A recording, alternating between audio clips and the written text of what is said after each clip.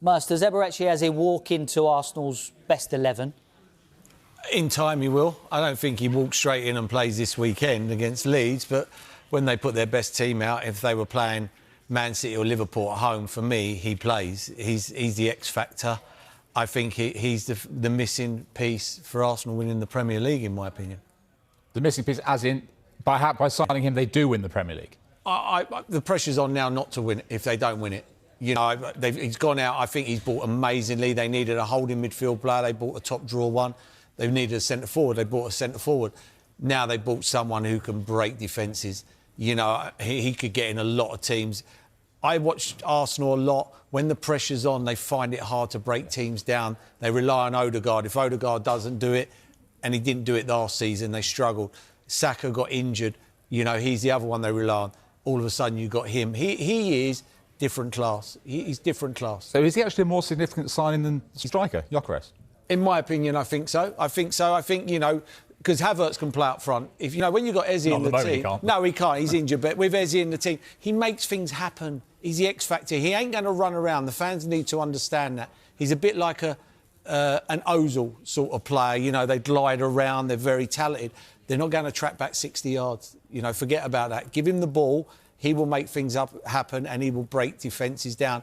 You know, I was shocked that Chelsea didn't go for him. You know, they rely on Cole Palmer too much, in my opinion.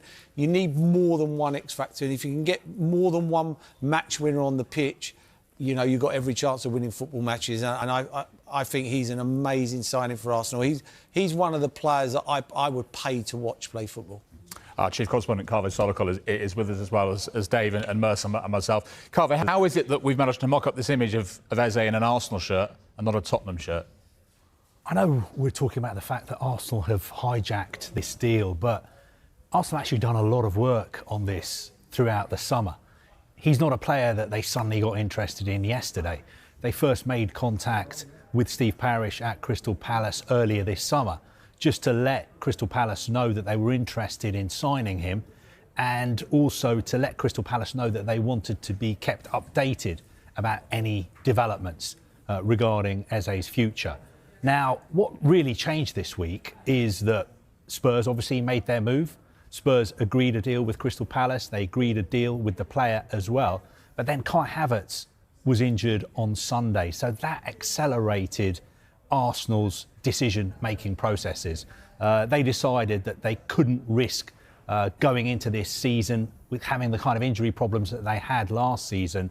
And that's why they made their move, their late move for Eze. And because Eze's a Arsenal fan, it was a simple decision for him to make. He wanted to play for Arsenal. It's been his dream to play for Arsenal. What I think is particularly interesting with the news that we've just brought you in the last few minutes, the fact that Eze is not going to play tonight, because we were led to believe that the reason he wasn't going to go to Spurs is that Spurs had agreed a deal yesterday with the club and with the player, but Crystal Palace had said, hang on a minute, we don't want to complete this deal just yet because we want him to play on Thursday night. Once that game is out of the way, then he can go to Spurs. But now it seems to be different rules for Arsenal than the rules for Spurs, because he's not going to play, because he obviously doesn't want to jeopardise his move to Arsenal. But it seemed that he was going to play if he'd been on his way to Spurs. Interesting. And Merce, just in terms of, you know, you talked about how big a signing you think this is for your old club. What will the reaction be like inside that Arsenal dressing room? Is it thumbs up all round at the arrival of a quality player, or is there now a bit of insecurity there from players looking over their shoulder? Oh, no, they need to win the Premier League, these players. You know, the more top draw players they get in at the top end of the field, the better it'll be. 100%. He will lift it. You know, when you're playing for your Arsenals, your Chelseas, not so much Man United at the moment, but, you know, over the years it has been. You know, your Liverpools, your Man Cities, they kick off and 10 people go and sit behind the ball. 9 times out of 10 in the Premier League, you have to break them down. He breaks people. He glides past people. He doesn't even touch the ground sometimes. He just glides and he goes past people. He wins free kicks. He makes things happen. And this is no disrespect to Palace, where he was outstanding. he's playing with another even top quality player now, you know, gone up another level. Yeah, and I'm so excited. I don't really get excited for signings too often. I'm very excited for this because I thought Liverpool, if they go and get Isak, you're thinking, it could be another year or second. They are right in it for me now, Arsenal. Can I just ask you a question? Might seem to be a stupid question, but do you have any sympathy for Tottenham? Yeah, majorly. I don't know. I'm going to sleep tonight. Honestly, I don't. I've been really trying to pull myself together today. No, They did their best. No, yeah, they did nothing wrong. You know, I'm with you. Why weren't that deal done before Thursday? It's not. No disrespect to Palace, they should get through this tie. They don't really need him that badly. They're not playing one of the big boys in the Europa Conference. They get through this. It should have been done a lot quicker. I don't know if that's Tottenham messing about or Eze thinking, wait there a minute, can I wait a little bit longer? Because, you know, we're still early in the, you know, still nearly, 10 days to the transfer window shuts or so? You know, I think he might have. Yeah, I do feel sorry for Tottenham in a way, in that way. At least they went for the player and they tried to get him. And the worst thing is they've missed out to Arsenal. That's the worst thing about it. You know, if he'd have gone to a United or a City but to lose it to Arsenal, yeah. I like the way they moved on quickly, like they couldn't mess with Arsenal. You know, that was a different matter. I think what I'm interested in really is that Arsenal have clearly learnt a little bit from last season as well. It was the injuries that really hampered their title charge last season, and everyone knew they needed a striker. Great, they've got the striker in, but it was those other injuries, Bukayo Saka's injury, and now they've got Noni Madueke. They've got another option with Eze. Does he need, do you think, like a flying fullback to come down the left-hand side to help him out so he can come into those inside channels? No, I think he just needs a good fullback to sit behind him. Let him get on with it. I think you need Eze one-on-one. Get everybody else away.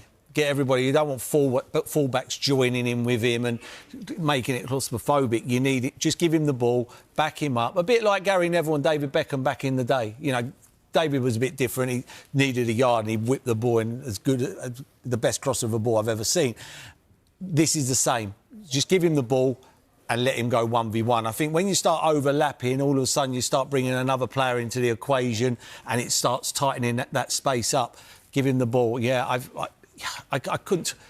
coming off the left, people say he's got to play as a 10. I don't see that. I think Martinelli will be better away from home, you know, in certain games but when they're at home and they're dominating, they're getting 80, 90% of the ball, he's got to play every home game, in my opinion, because that's where I think Arsenal need to break teams down. And the quicker they break them down, it just brings the crowd down, that nerves goes out the window, and then they can start expressing themselves.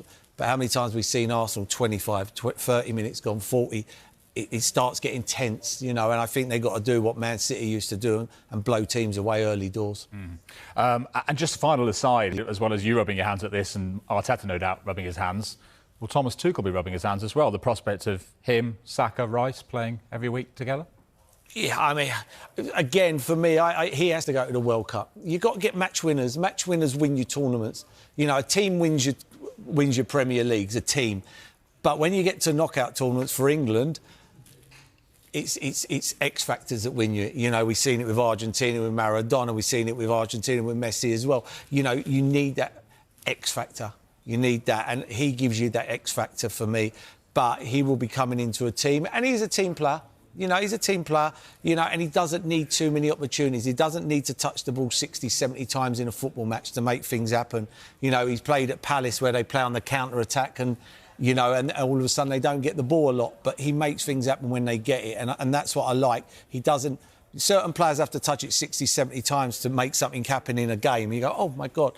But him... he might touch it 15, 20 times. He always makes... I couldn't talk highly enough of the lad. I think everything about him ticks the box for him being at Arsenal. And it's a great human story for him as well, because this is someone who was released by Arsenal when he was 13. He was in tears. He was an Arsenal fan. Thierry Henry was his hero.